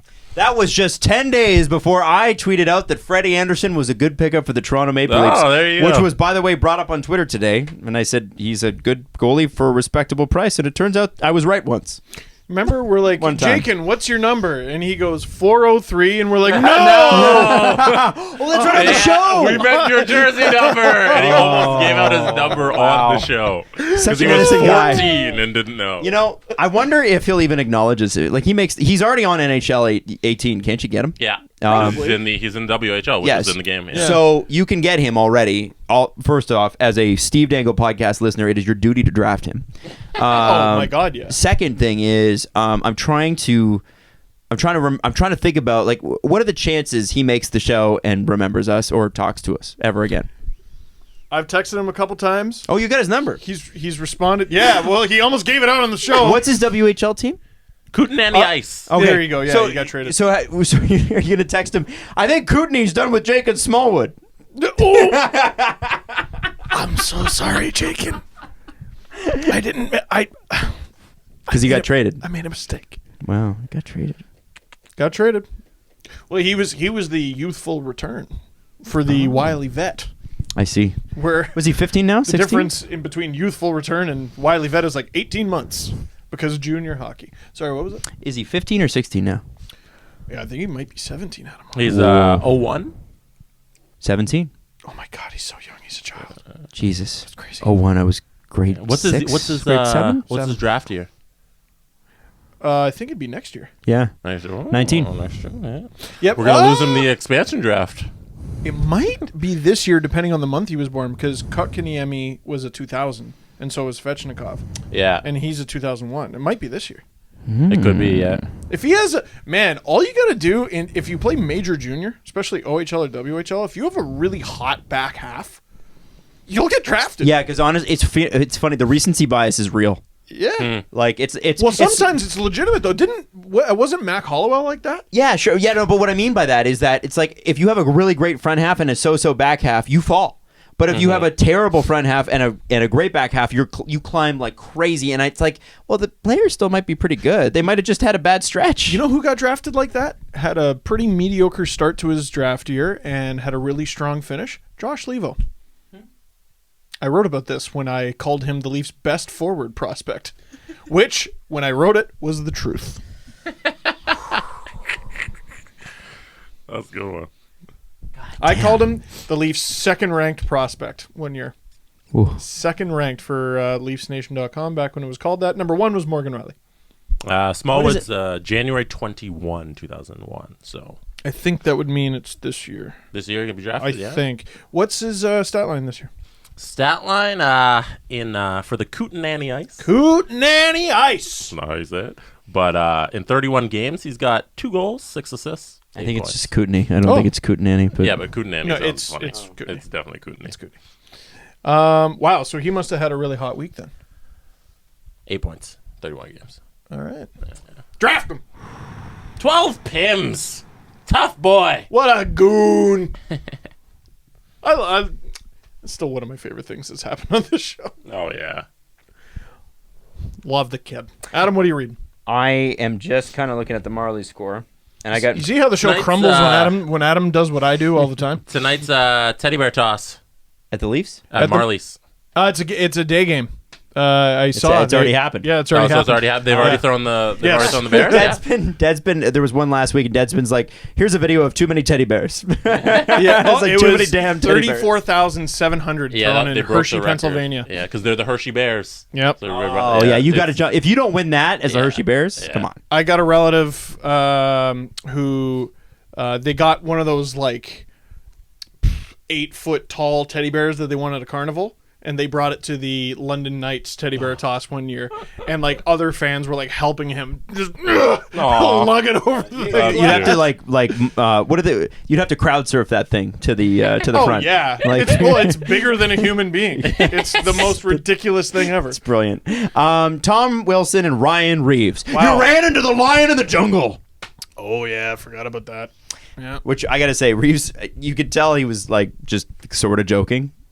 Because that was sort of funny. He was smirked after that. The problem to some people with him was that he was being very aloof about the whole incident. Yeah, Jesse's brought it up, and I watched it a few more times before the show, and we're gonna see it again. Listen, okay, here. That's late as hell. So everyone's saying, "What a clean hit." There's a buck. Interference is not clean, folks. It was an interference call, was it not? A major. Yeah. Oh, it was a major. You got the game. Yeah. Now, here's the problem with, like, why did it have to be Wilson? Because I feel like so many of the things that get said when hits like this are laid that people say defending the hit that are usually rubbish, I feel like we're actually sort of a little bit true in this case. And I don't give a shit that it was Tom Wilson. I don't care. I don't have a vendetta against this guy. He's injured. Mm-hmm. He would have hit his head off the ice regardless. So if he's missing time because of concussion, it probably would have happened anyway. Because his head hit the ice. It's the fact that, dude, his helmet's not friggin' buckled on. Mm-hmm. And he hits it. It's gruesome. It is friggin' brutal. He puts his hands to brace, but it's just not enough. He smashes his face on the ice. It's brutal. But it's interference. Mm-hmm. I think it's interference. It wasn't a headshot. And a few people pointed out, no, from that angle, I disagree. A few people said that Wilson was just going for a typical Tom Wilson sort of just glance off the guy's head or glance off his shoulder hit on William Carrier. He's not. He's just playing the puck. That's all I think happens. Reeves was targeting him. And he there's no question. Lit him up like a question that Reeves was targeting him. Yeah. And if anybody does argue that, you're wrong. Congratulations, you're wrong. He definitely targeted him, and you could tell, and he's been targeting him all game because you know what? Yeah. Ryan Reeves is probably sick and tired of hearing about Tom Wilson. What, for two guys who play each other twice a year? They sure don't like each other, though. No, they do not. Sportsnet did a whole blood feud video. Oh, Jesse's got the video on slow-mo here.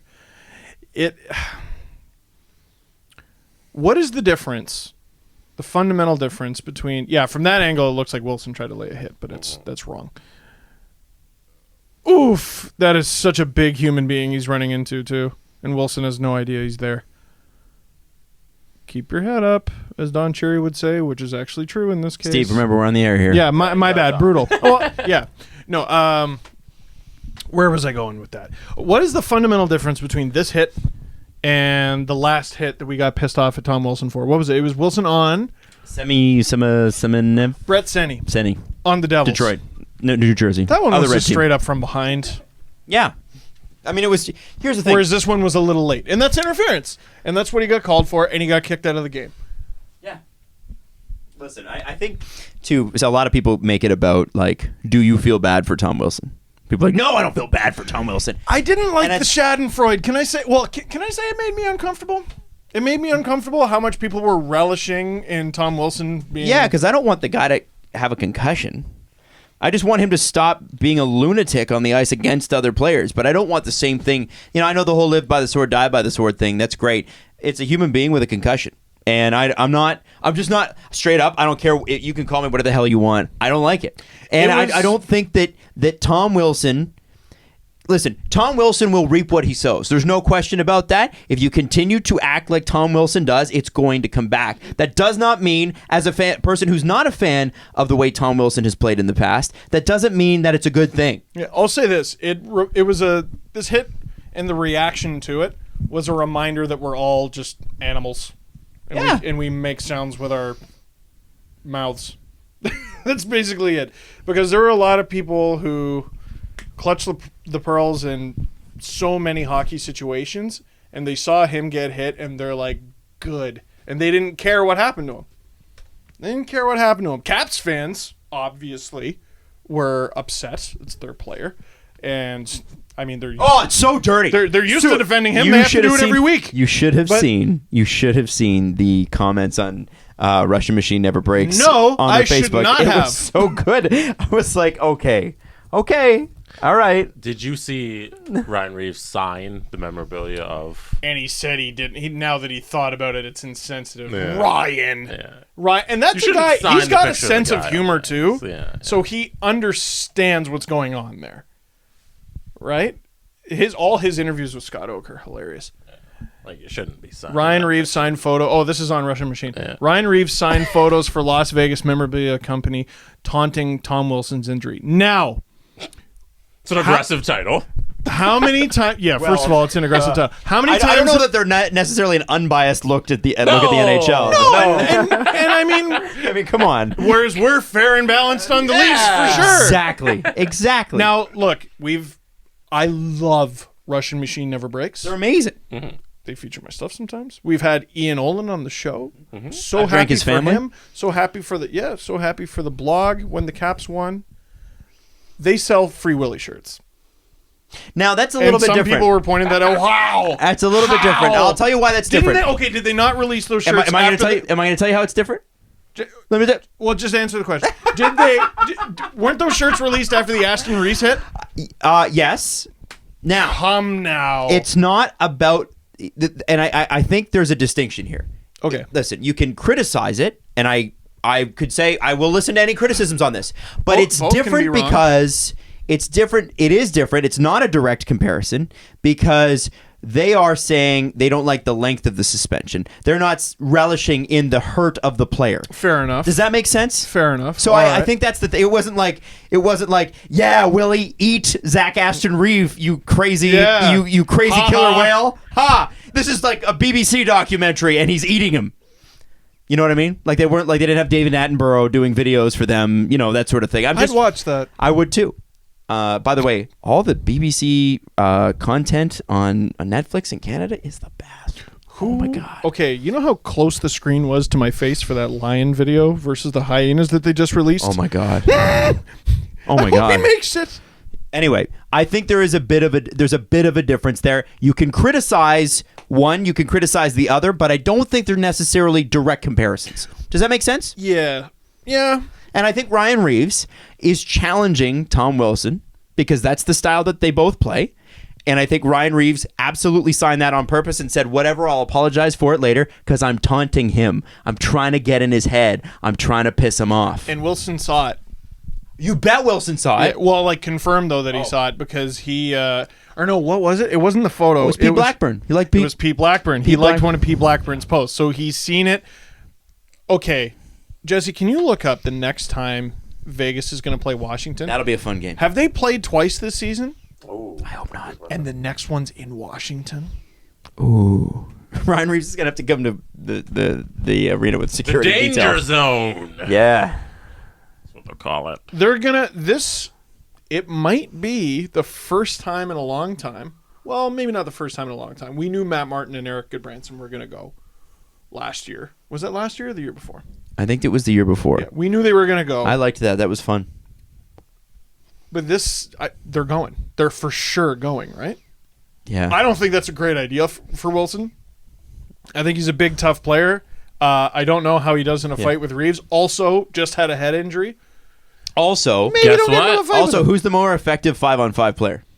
Oh, Tom Wilson. Yeah, so it's Tom a Wilson, good, and I hate that contract, it's- but Tom Wilson. It's a great trade for Vegas. They're not going. They've already played twice. No. No more Vegas Caps. They played on October 10th. What's Reeves? Is Reeves signed? His cap friendly. Yeah. His- Also consider this. Now it's got more time. More time to just stew. Till next year. You know what'd be fun? It's not going to cool down. This will never happen. But you know what'd be really fun? What? Is if a team throughout the He's signed season, to next year. Okay. if a team throughout the season got to pick one team they'd like another shot at. As in 81 of the games are scheduled, but you get to pick 82. No, you just change it to you get to pick that who to fight. Yeah. Because 10 times out of 10, it's just going to be the team. Why can't we let the teams they teams want to kick? Teams who want to play each other. Ooh. And then if you're picked by another team, you have to play their game too. Like, come on. That'd be pretty freaking righteous. This is one of the worst Yo, ideas. WWE, let's go. Come on. One blood feud game. Man. I mean, there's hate in all sports. And I don't think hockey's lost it. I don't think any sport has lost it. Just so because funny to there's hear. not fighting in basketball doesn't mean there's no hate there. Well, and that's the thing. Kevin Like, Durant is an angry man. for no reason at all. He is chicken shit. Yeah. Wow. Chicken shit moves. And I love Kevin Durant. But man, get off Twitter. Stop bitching about your teammates. Stop subtweeting them and Insta story subtweeting them or whatever it is. Didn't he like you're accidentally the have- second best player in the league. Didn't he have a Come on. what was it, a ghost account? What do you call it? Yeah, he had a burner. He had a He had a couple. burner account. He was caught. He was the first guy caught. He wasn't even good about it. I don't know why I brought him up.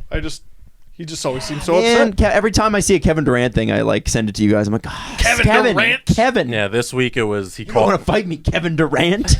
this week he called out the media he said there's never going to be unbiased opinions on LeBron because they all fawn over him. He's got to cut that shit out because that was a huge problem in OKC, wasn't it? And he wants to go to New York next year? We'll see. Have There fun, was- Kevin. There was this big article about how the whole locker room just froze out all media. Where with Golden State? No, when he was with Westbrook still. Oh, That was really? OKC, yeah. right? That doesn't surprise me. Yeah, it was Yeah. OKC. Anyways. It's funny. It's funny too. Just you play know, basketball, man. You're really good at it. Yeah. You're really good. and Yeah, like sorry. chances are you're gonna win another championship this year. Like you're amazing. Like come on. Hey. Well, I mean, I'd love to see the Raptors win, but he did score. Even though the Raptors beat them, they didn't have Steph Curry in the lineup, and Kevin Durant had 50 points. That's a pretty freaking good No. basketball team. No. I'm just saying. Raptors won. That's all I care about. So do we have to wait till next season to see We do. Reeves Wilson 2.0? There's going to be nonsense. Yeah. There's going to be nonsense for sure. I like rivalries like that. I sort of wish that it didn't have to involve a player getting injured. Is that right? I mean, you could call me like, oh, whatever. I hope you're, but I'm like, whatever. Now there's the traditional hockey way of handling it is they just go, all right, let's get this over with, and they line up at the face-off dot. They line up at center ice, and they fight right at center ice. That I think is best case scenario here. Yeah. There's no. You might be going, well, I think best case scenario is nothing happens. Well, I don't think that's an option. Something's going to happen. I want to see something. Yeah, but you're going to get your wish. They're not going to leave it alone because they're not two guys who. They don't take things lying It's down. not in their nature to leave it alone. Yeah. So I think best case scenario, they fight at center ice. Worst case scenario, they try to light each other up all game like that. Mm-hmm. I mean, is it stupid to say that's how you get really hurt? No, I think that's fair.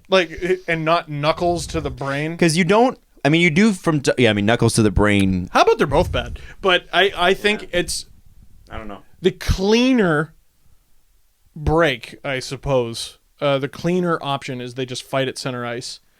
They just grab each other. They go, let's do what we got to do. Belak versus Jansen. Martin Goodbranson. Just get it over with.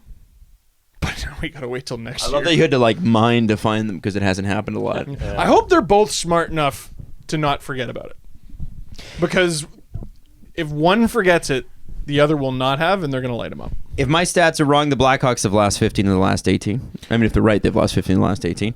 They had, and this is a Dmitry Filipovich paraphrase, But they had a lead this week for the first time in the last 9 games. What? That was his reaction to. Lead for the first time in the last 9 games. They haven't lost 9 in a row. No, sorry, it was a first period lead. I think that's what it was. A first period. Hold on, I'm looking it up. It was you bananas. might want to. It's crazier than that. Great show prep there, Adam. Check the stat. They've lost 6 straight, so they had a lead because they've won. So, but yeah, 2 of last 8. They've lost 15 of 16. I think it is 15 of 18. I did not think they were this bad. They are pretty bad. They're a bad team. And here's the thing: they're the only team in the league who hasn't hit double digits in wins. Oh my God! The Leafs have 20. The Blackhawks have 9. The Leafs have 20, and they're not first. Holy mackerel! And they're gonna get Jack Hughes, and it's gonna be annoying.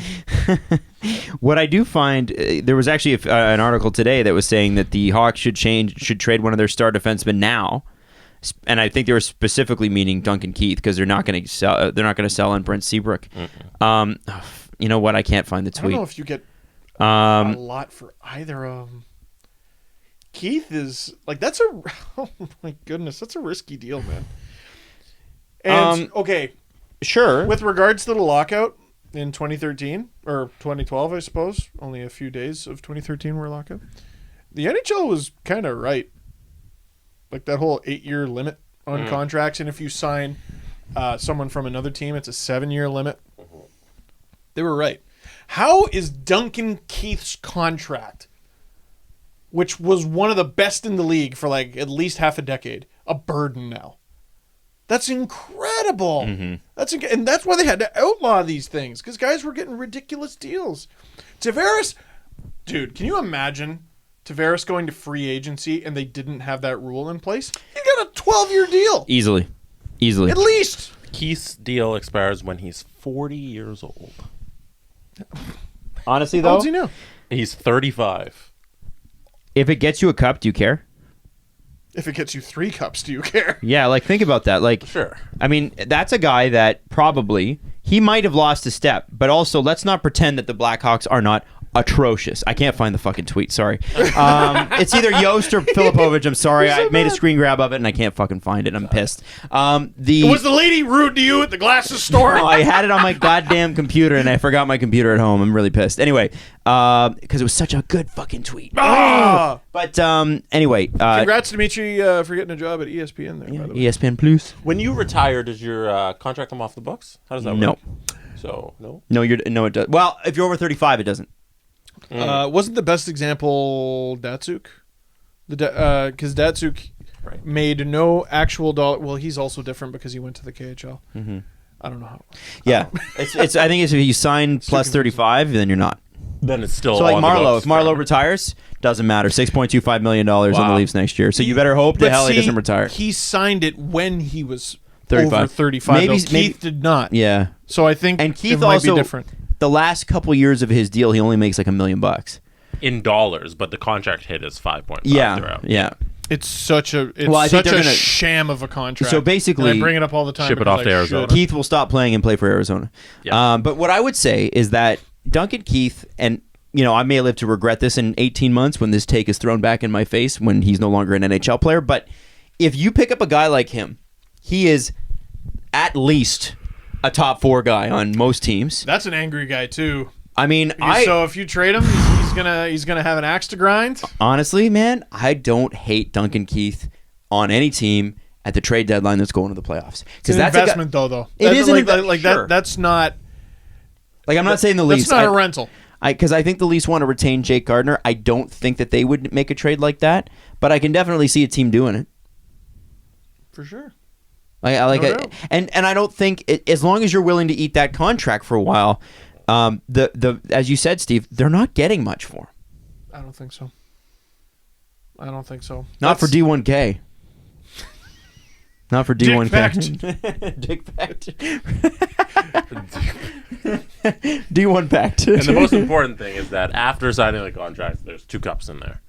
Yep. One before it. They got their So, cups. Yeah. No. So and listen, this isn't about the Blackhawks regretting it. Mm-hmm. They don't. Full stop. It's about the NHL having to save teams from themselves. Yeah. Because it's about the money, right? You know what they ought to regret, though? Panarin for Sod and Forsberg. And also Chalmerson, too. And, they've lost so many games recently. They fired the coach. Every Blackhawks fan, and there were not a lot of you, but there were a few that said, no, Quenneville needed to go. Are you deleting your tweet now? The tweet that you sent to me? Are you? I mean, I think we know what the problem is. The team's not good. Team sucks. I mean, Yes. There's no excuses now. Team sucks. Yes, but they've gotten worse since the firing is the problem. Yeah. And here's the thing. I mean, Artemi Panarin might be a guy that they sign, and people will be like, well, see, the trade to win. We only lost it for 2 years, trade to win. I don't even think Artemi Panarin on your team gets this team to the playoffs. I just don't think they have it anymore. You're going to have to do more than that. I think he helps. I think it helps any team. Phil Kessel, another guy. They got some decent young pieces, and they're going to get more because they're so bad. And they've got some cap space this year. It's great. Kessel's being shopped. Right, and that was I tweeted about that. Phil Kessel, who is on a 100-point pace this year, who makes who makes less That's money, absurd. makes less money than William Nylander. Yeah. I mean, less money. Well, sorry, against the his cap hit, Yeah. because the Leafs are paying $1.2 million forever and ever. Amen. I Which cannot sucks a lot. believe this is the kind of shit in the NHL that just drives me crazy. I can't believe that they think that moving that guy would ever make them better. Unless Rutherford's looking at this season like it's a write-off, we're going to retool, then I can say, yeah, you know what? Move Kessel. That's the guy I move. And let me find the middle ground here, because people are probably thinking or screaming two totally different things right now at the speaker that this podcast is coming out of. One, Phil Kessel is a pain in the ass. Two, he's worth it. Both things can be true. How many players get 90 points in a season? A dozen in a crazy offensive year. A dozen. In So the you're- entire, 700-person NHL? And so people, the top 100 lists always come out every year, and Phil Kessel's always in the 40s somewhere for some dumb reason. There are 12 players in the NHL. 12 to 15 players who could potentially hit that. Not even that do. I mean, maybe 20. Maybe you give them 20. 20 players that can hit 90 points in a season. That can. Maybe because of injury they don't. Phil Kessel's a bit of an Iron Man in that way. Oh, my God. He yeah. also scores goals and gets more assists than he does goals, and he's known for his goal scoring. I have to tell you, I think that is the craziest thing that Pittsburgh is considering this, and I can't see how they get better. And again, like I said, I think that's the thing. Jim Rutherford needs to be clear with what he wants. I know he's a guy that doesn't like sitting on the sidelines, and he's a big trader, and we know that. We love the Jim Rutherford big trade move. That's cool. But decide what you are. You have Crosby, you have Malkin. If you are going to retool and get a bunch of young guys, Get a goalie. get a goalie. For crying out loud. Hey, whoa. Ryan Miller? No, it's not going to happen. No, it's not going to happen. I think it'd be smart for Pittsburgh to take this year off. You think? You know what? If I were them, I would retool this year. You find a taker for Kessel's deal. You get a pick in the top 10, most likely. Oh, which is so unfair. A dumb thought crossed my mind, but what if Pittsburgh got Bobrovsky and Panarin? If they got rid of Kessel, they could get Panarin. Yeah. I don't think they could get Bobrovsky too. No, they need more than that. Kessel is absurd value. And also, Matt Murray's just having a bad run. I mean, remember when we Casey talked? DeSmith has been playing a bunch of games, and he's just not good enough, and their defense isn't very good either. Remember we were talking when Mike Johnston was fired? Before Mike Johnston was fired, we're like, I don't know how Jim Rutherford has a job. They're not in a playoff spot. Fires the coach, win the cup. Maybe, man, come I've on. had some cold takes or hot takes. I've had some bad takes, among the worst. Me too. We were calling for Jim Rutherford to be fired, But it was exactly just before back-to-back cups. That's this time 3 years ago. Mm-hmm. It was late November, early December. Going we into made that. January. Yeah. And that's why you don't make articles predicting who's going to get taken in the expansion draft. Or if you're Ian, you do because you know how to get clicks. Yeah. But I did see a bunch of tweets. People were like, I'm not even going to hate click this. I'm not going to give you the satisfaction of hate clicking this. You can just see Ian laughing at his computer, eh? Like, nothing that I write really matters in this. Like, that's a fun article to write because it doesn't matter. Oh, There's nothing writing on it. nothing. Hey, you were wrong about that. Yeah. Okay. Imagine if he's right on a single one of them. Yeah. What are the sheer odds he's right Outside on of- a single one of them? Outside of Marner, Matthews,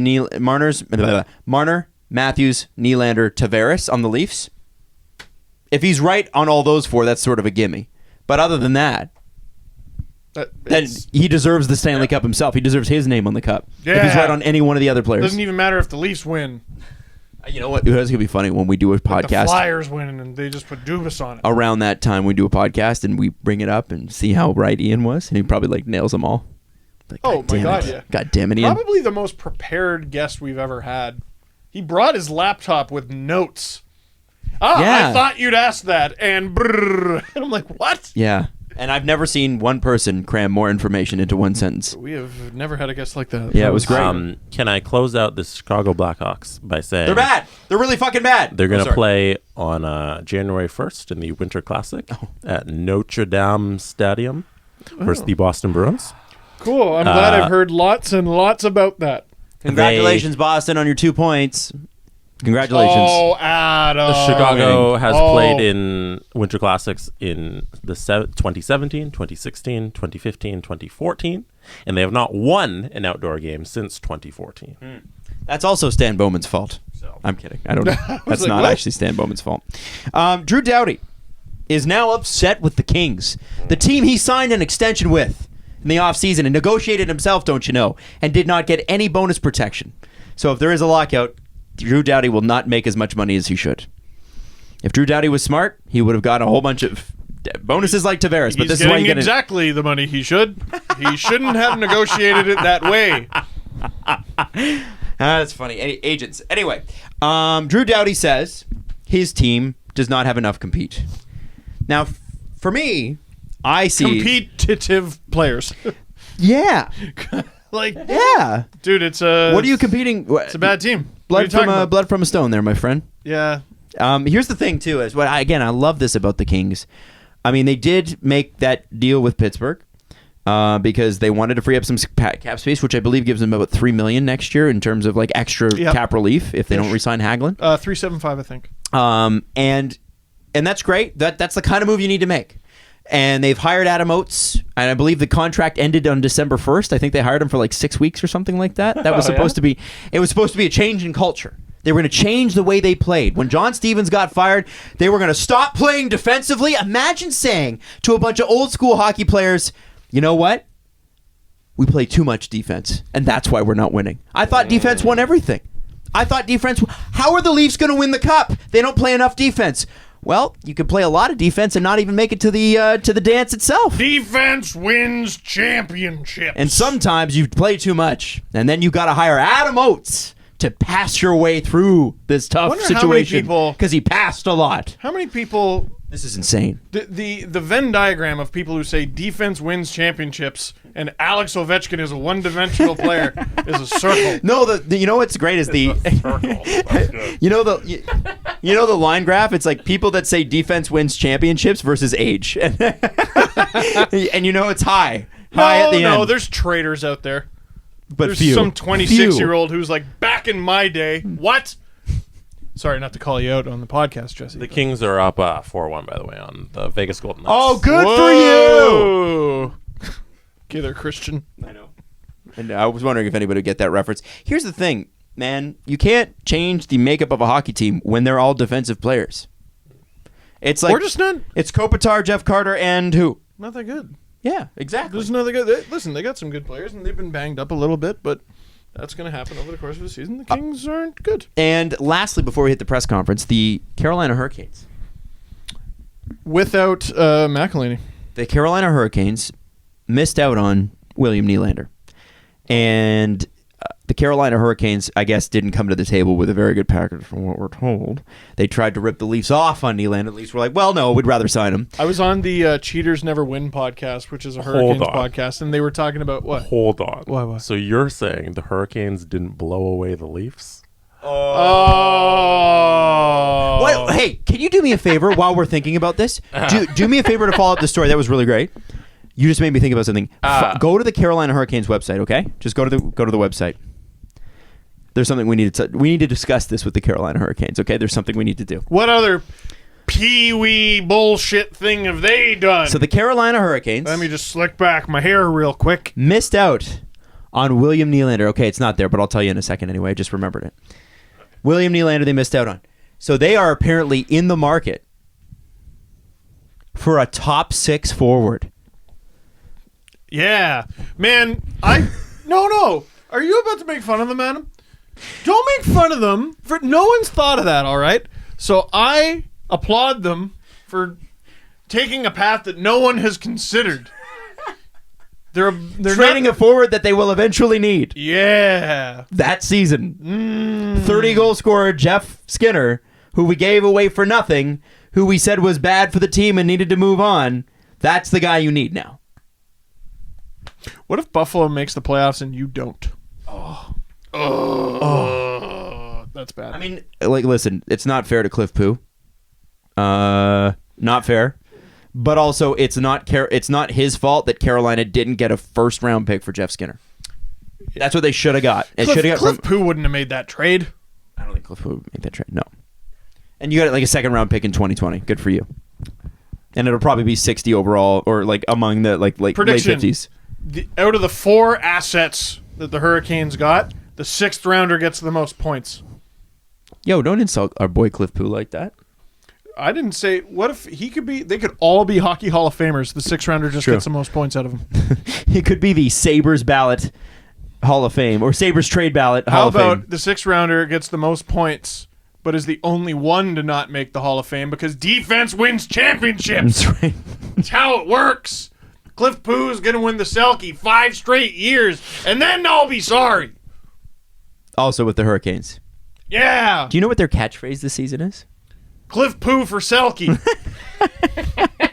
That's a good catchphrase. I mean, not a bad one. Kadri for Selke was once a thing. I think their catchphrase is McElhaney, hopefully. Just McElhaney, comma, hopefully. See if this hits you weird. Take warning. Yeah. Take warning. What? Yeah. I've heard take notice. But take warning? Take a warning? I've heard fair warning. I've heard it's a warning. Take warning. This is a warning. I heard from my mother a lot. Take warning is grammatically incorrect. Is it? You can't take a warning. It's not something you could physically pick up and take with you. Oh. Take warning. Take heed, you could. Well, it's like taking a dump, though. You don't take anything. You leave that behind, but there's an action, but you can't. There's not even when you take a dump, there's an action. There's no action with warning. No, you're literally, you can't. What would warning be? A warning is just a passing of information. It's an adjective, Danger is coming, and so you're taking that information, and so you've taken the warning. Listen, Adam, I'm working with it. I'm trying to make it work. Come on, take warning. Who takes warning? Should just be nobody in Raleigh takes warning. It should be. They should change it to Brian Burke's favorite team. Or Brian Burke's favorite team. Yeah. Does he hate the them? Carolina Hurricanes? Brian Burke's favorite team. He hates the Storm Surge. He hates at the end of the game. I just don't think it belongs in our game. Who's our game? Is that your Burke? It's the best I can do. I'm sorry. One more time. I don't think it belongs in our game. I can't. Listen, no one's hiring me for impressions, okay? No, you're a regular Mel Blanc. It was amazing. The Webster's Dictionary defines the act of warning as the state of being warned. What is it, though? And you take the is an state of adjective? being I don't warned. know my things. There's an act, so it's an action? So it's a verb? It's a noun. Warning is a noun. What? Yeah. Or How it can is be, warning a noun? Or it can be an adjective. I'm going to go out on a limb and say we're the dumbest hockey podcast. Yeah. For sure. So it can be a noun or an adjective. But in this case, it would be an adjective. Sure. Because it's describing something. You're not. But it is asking the right not. person. But when you take something, you have to take something that exists. Mm-hmm. Like no one says to you, take love. You take it. Take love. Take it. What if Steve is giving me love and you were telling me to But take I'm not it from asking you him? to give. I'm asking you to take it. Yeah, Take this love. I'm taking the love. Come over here and take this love. I'm taking his love for me. Take warning. Take warning. Take warning of Steve's love that you're taking. Morning, Jesse's taking your love. Can I read you something? Oh. Elliot Friedman's tweet says Hockey Night in Canada No, here we tonight go. begins in 8 minutes on Sports. Wow, we've been recording for a long time. Begins in 8 minutes on Sportsnet and CBC. We've got Oh, this is fun. TOOO/BOON Can't. Elliot, you're jumping the shark, Elliot. You're And- using too many letters there. and PIUH/OAWA, followed by NILE Nile/CAAY. Now, I think those games Two are Toronto, versus Boone. Boston. And Boone. Boone and Puoahawa. Pure. I think it's Pittsburgh, Ottawa. And Niall K. Niall K. I think it's Calgary? Nashville, Calgary? Yeah, it's Nashville, Calgary. Except for Nashville, there's no I in. Oh yeah, there's no I in Nashville. Ville. I'm an idiot. Wow, is that an adjective too? Take warning. Take warning. Let's do the press conference. The Presser. SDP. You guys take your press conference The warning. Steve Dangle Press this morning? Conference. Nick Caster 20 asks if you can watch ice surfing in the U.S. The answer is no. No, and I've had Adam, even more funny than have you considered getting equipment that works is why hasn't Sportsnet considered making ice surfing available in the States? Well, they don't own the rights. Oh, don't let something like that get in the way there, Jesse. Can't. Don't let whether or not it's legal get in the You way. paid for it. Paid money. Like I just think they should just do it. I hate geo-blocking. Hate it. But it's up to you. Yeah. Yeah. It's You your decide. decision. Have you considered it, Steve? Have you I- considered that you bought the rights to the NHL? I hadn't. I'm glad you brought it up. We'll make a change now. You're changing the game right now. That's what you did. Wow, you just didn't think about it, did you? No. I was such a fool. Now I've seen the error of my ways. So don't worry. It'll be, hey, I shouldn't mock anyone who tries to point something out like that or just be helpful. We offended someone last show. Okay. Carl Moss. Carl Moss? Carl Moss. Did he mention the light bulb again? Now this is the problem. I'm locked out of my damn Reddit account again. Uh-huh. So people were So people are definitely reporting you on purpose. oh my god. So people were That's so funny. I know. And someone tried to sabotage my EASHL I love game you. the other day. It was brutal. Isn't the world great? Report. Yeah. That's really funny. I'm a big fan of Steve. I'm going to ruin his life. Report. Report.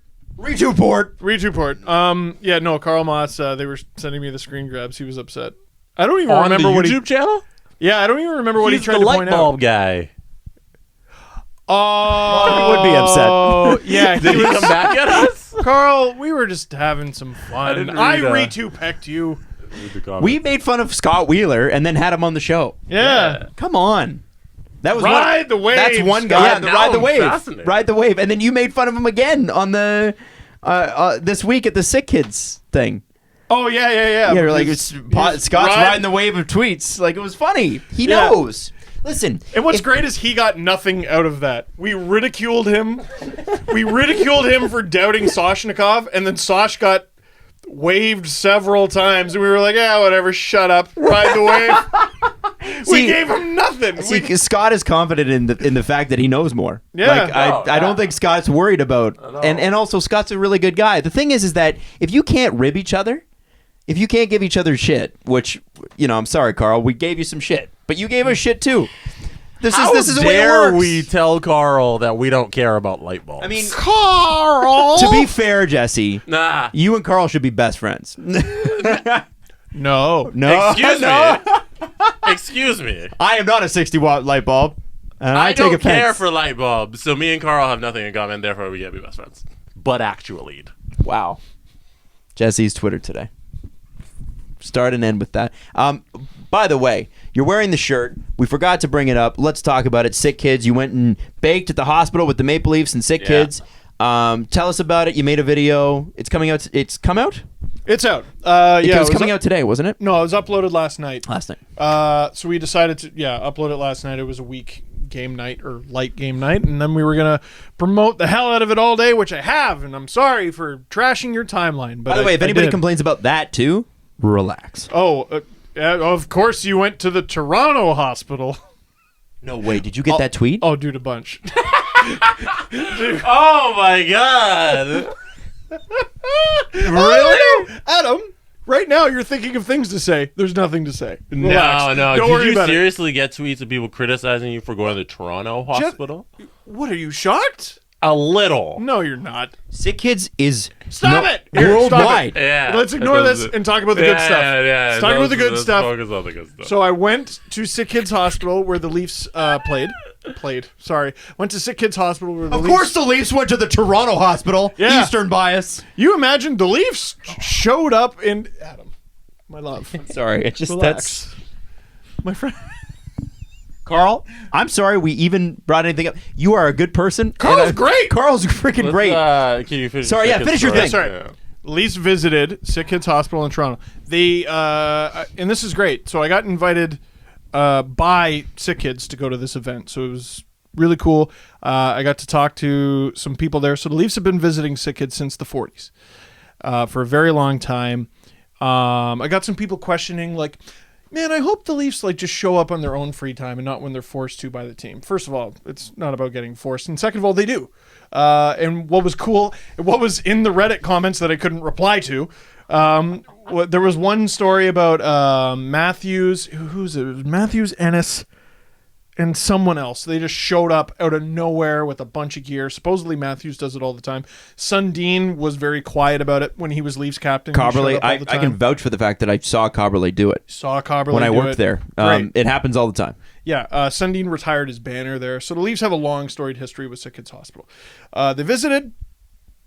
It was a really funny. It was a fun video. So it's a crazy media event. There were at least a dozen outlets there. 2 for Sportsnet, obviously. It was me and Sean McKenzie. And the room was sort of divided into 3. One is there was a bigger room where there was like a TV and an Xbox and stuff like that. And that's where the Leafs mostly hung out with the kids and their families. Then there was like a little area where sort of everyone was getting their autographs. And there was also a media scrum set up that I didn't even attempt to get in. It was way too busy. Nylander broke the news that he was going to be playing against Detroit. He was going to make his season debut. He broke that news at Sick Kids Hospital. Yeah, I'm playing tonight. Yeah, I'm playing tonight. And then the third of the room was a baking show with this clown named Soleil. And no one else really was paying attention to it or had their cameras on it. And I'm like, this is all I'm recording. And I'm like just listening to like Dermot and Marner talk about farts and Fortnite, and Freddie Gauthier talking about how he can bake, and Justin Hall's dancing doing the Orange Vengeance, and it was great. That sounds amazing. It was a great, yeah, I thought it was a really fun video. But I was driving to joinyourcrew.ca, and it just links to the Sick Kids Foundation. But basically, you can get shirts and stuff like this, or you can just donate. You can donate one time, you can donate monthly, or you can just buy merch. You can buy shirts, hoodies. I got a toque upstairs. I know they have mugs. They have water thermoses. They got bags. I know they got a lot more stuff. So here's the deal. Sick Kids Hospital has been part of Toronto for... Well, the Leafs have been decades. visiting since the 40s, so you get an idea. Yeah. It saved thousands of lives. My mom had open heart surgery there in 1967 when she was just 4 years old. My wife had kidney surgery when she was 6 months old there, and does not has one less kidney, but is surviving. Really? Yep. I didn't know that. Yeah. Okay. Well, I just learned a thing. Yeah, my sister had some treatments there as well. So it's been a huge part of the city. They want to build another one. Now, you know how we've talked about building arenas and how it's expensive? Yeah, building a hospital is expensive. So I was told they need 1.3 billion, which sounds insurmountable. But the good news I got was they've raised over half of what they need.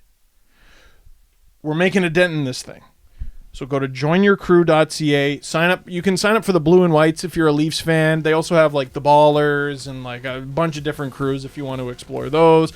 I think they still have the Enforcers if you're not a Leafs fan and you still want to do the hockey thing or whatever, or you can just donate money, whatever. We're making a dent in this thing. We're trying to get a new sick kids hospital in Toronto. Let's do it. Joinyourcrew.ca. Love it. Can you say let's go? Let's go!